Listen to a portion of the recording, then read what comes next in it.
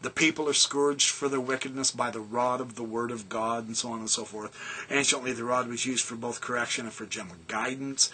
The shepherd, the pastor, the defender of the flock is the image who uses the rod. Feed thy people with thy rod, the flock of thine heritage, according to Micah. Well, the shepherd's rod was also a weapon, of course.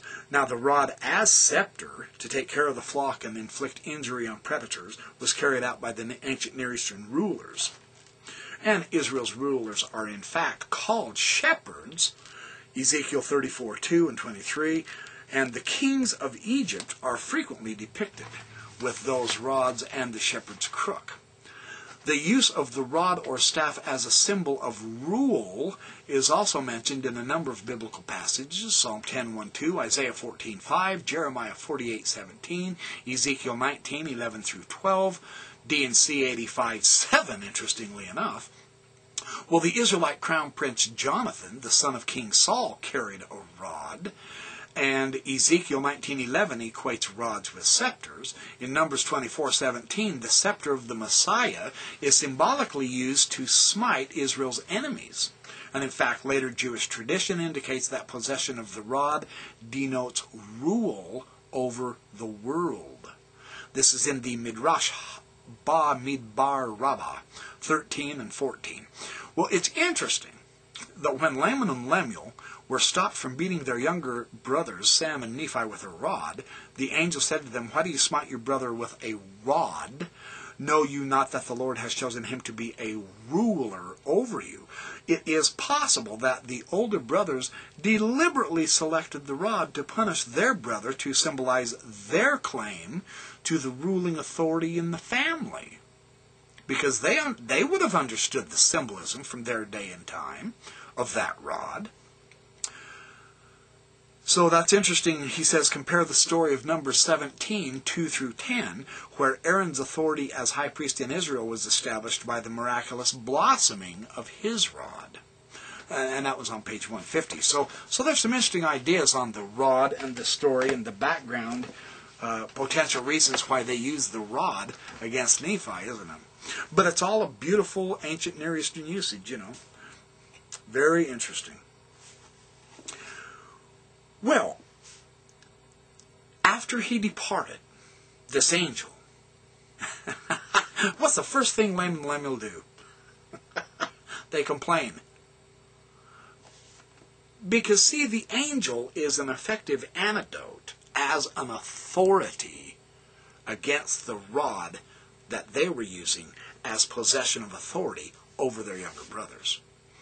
Because the angel said, "You'll get the plates, but stop beating Nephi."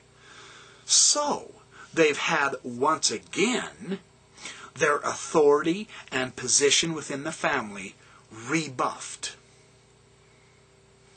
Now, with that in mind, you can see why they're still just a little bit ticked off. Now it's interesting that, you know, we would think, oh my heavens, I mean, come on, guys, if an angel shows up, are you going to continue to complain? I mean, we're talking an angel here, but I think it's interesting how the record in the Book of Mormon is, at this point in time, from my own pondering about this incident. When we compare the angel that appears to Laban and Lemuel with the angel that appeared to Alma. Now, Alma does describe this angel. You remember Alma the Younger and the four sons of Mosiah. They were little hellions, man. They joined a hellfire club, and they were out there roaming around the country, refuting everything their fathers taught about the church, and they were destroying the church of God. And as they were journeying forth, the angel of great thunder showed up. And I mean, it shook the earth. It knocked them all off their feet. And it especially affected Alma the Younger. He couldn't talk or walk for 3 days. They had to physically pick him up and carry him back once they were recovered from the incident. So this was an angel that showed up in power. But not so with Laban and Lemuel. So that's kind of an interesting contrast between types of angels and how they show up, isn't it? Just another something else to think about. Well, remarkably, I'm on page 113 of Gardner. Remarkably, Laban and Lemuel, rather than changing their minds and changing their ways, They do not even seem to hesitate after the angel has departed. Rather than being filled with remorse for the behavior that had earned them their rebuke, properly so, or filled with awe at the angel's visitation. See, this may not have been a visitation of glory and power and thunder and all that. No. He just simply showed up and said, knock it off. You're going to get the plates. And Nephi is going to go get them. He has been chosen to be a ruler over you. And wouldn't that be the only proper way in which their authority can be taken away from them? Is from on high. It has to come from the outside. See, this is the vertical Judaism as opposed to the horizontal Judaism. This isn't authority passed on from father to son, father to son, father to son, in line from the earth to the earth. No, this is the heavenly authority coming down and giving authority to Nephi. This is a different thing altogether. Well, perhaps they were attempting to show that the message was wrong so that they could deny the messenger. In any case, their response was denial. They still continued to murmur and deny. Now, had they ever previously seen an angel? It's doubtful. And there's no indication in the record that they had. But, and Gardner's point here is interesting, they obviously had no problem with the appearance of an angel per se. Perhaps their lack of wonder was a tacit admission that their father and brother had tapped into the spiritual realm. Obviously. Perhaps they believed that such events were possible, but not binding on them. Clearly, they interpreted this experience almost immediately in a way that denies the relevance of the experience to them. They still want that authority and power as the eldest brothers. That's interesting. Now, they say, how is it possible that the Lord is going to deliver Laban into our hands?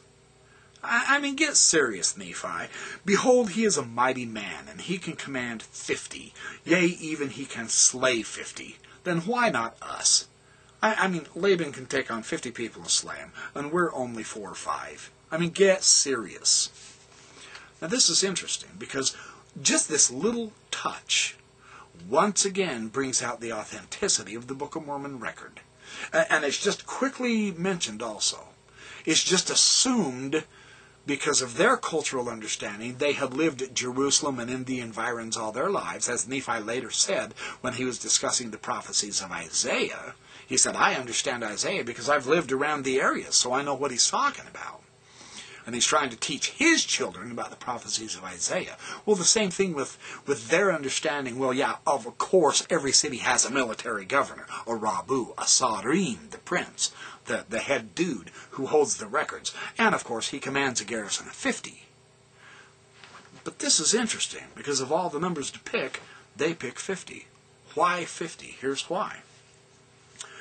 As to the garrison of 50, it seems pitifully small for a great city. Remember, Jerusalem is described as that great city several times, or the great city. Royal Skousen has discussed the different variants in his textual analysis of the Book of Mormon in his critical text, but it's always referred to as the great city or that great city. And 50 men to protect the city? Come on. But hold on. There's something interesting going on here. It would have been just as easy for the author of 1 Nephi to have said 50,000 and really made it impressive. Truly. I mean, if you're going to impress people, let's give them a good number, shall we? But no, they stuck with 50. Even the older brothers, though they wish to emphasize Laban's great power, they mention only the number 50. And it is Nephi, in answering them, who says that the Lord is mightier than Laban and his 50, and adds, or even than his tens of thousands. Now, as a high military commander, Laban would have had tens of thousands in the field as an army unit.